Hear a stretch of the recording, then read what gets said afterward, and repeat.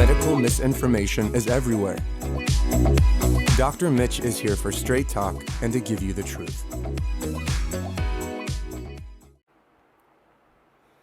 Hi, everybody. We discussed in part 1, and this will be part 2 of 3, Ouabain. And it's important for you to know this cardiac glycoside that the adrenal glands produce because it is and should be part of your clinical treatment protocols. And as I said in the first part, just to remind you that it does come from the cortex of the adrenal glands, it seems, along with things like DHEA, pregnenolone, cortisol, etc. That's how important this is. Now, Ouabain protects the heart by several things. One is by what we call a positive ionotropic effect. Ionotropic medications is something that makes the heart contract harder, more force. It also has a positive chronotropic effect. And the positive chronotropic effect means that it helps the heart rate to be regulated. There's one other term, other than the fact that Ouabain is an antiarrhythmic. In the same time, Ouabain also acts as a positive lusitropic agent. So when you're talking about lusitropic, Lusitropic, it's a lesser understood, particularly definition you should be aware. It's how the heart relaxes in diastole. And so it is an important component, like magnesium, like nitric oxide supplementation. So is Ouabain a positive lusitropic agent. So it has all these amazing effects. And Ouabain has an antiarrhythmic effect, which I started to say. So it helps stabilize the heart electrical activity and reduce basically the risk of abnormal heartbeat as well.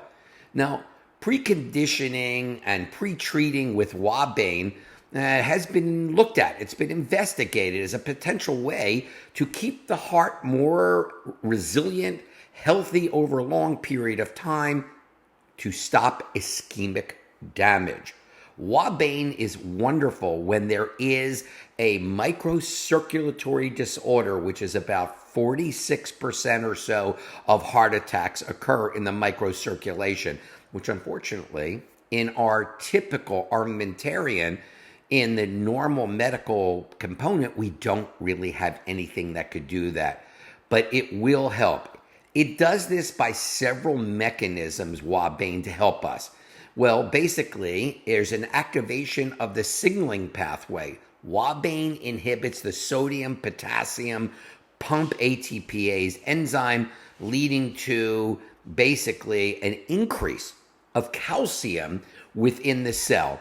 And that calcium increase helps that to be what Ouabain is particularly, and that is ionotropic, positive ionotropic, like other cardiac glycosides, specifically like digitalis.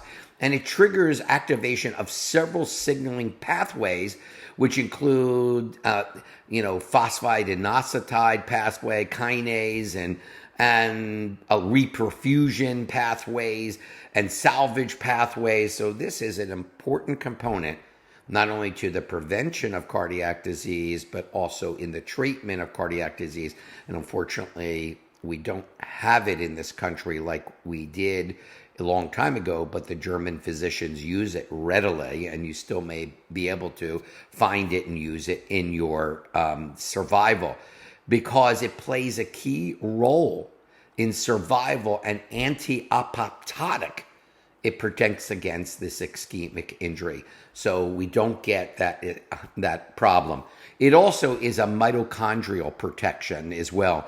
One of the critical mechanisms by which Ouabain preconditions, as it protects the heart to and through the preservation of mitochondrial function, and that is extremely important. It's been shown to improve mitochondrial respiration, and of course, as you know, pretty much every disease has mitochondrial dysfunction that's associated with it, from heart disease to cancer to etc. Even the membrane potential and redox reactions of oxygen species during the ischemic events is decreased, because it helps stop tissue damage caused by ischemia, as so many other things do. It's also anti-inflammatory. It has an anti-apoptotic effect, but anti-inflammatory simultaneously.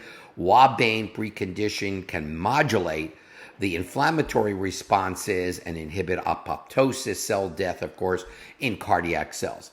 Are you getting the picture of how important this cardiac glycoside is? And yet, if you do a test for someone's adrenal function, you find perhaps that their DHEA, pregnenolone, and also cortisol are low, that most likely they don't have or very little of this cardiac glycoside. So by reducing inflammation, and it will, stop cell death pathways, Ouabain helps to preserve cardiac function in tissues, again, in ischemic episode. And then there's the preservation of calcium homeostasis, basically allows the proper amount of calcium to enter the cell, not too much. It helps intracellular calcium levels to be normalized, which can impact, of course, many processes, and regulates the calcium homeostasis inside the cell. And that means the contractility, as I said earlier, is also maintained.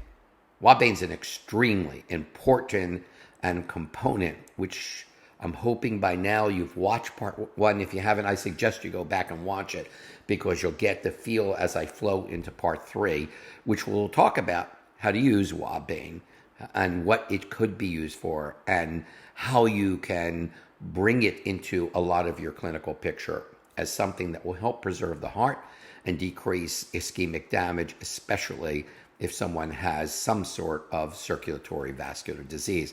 I'm Dr. Mitch Ghen, and for more information, you can always fire off a message to me at drmitchghen.com. That's DrMitchGhen. Thank you so much for watching.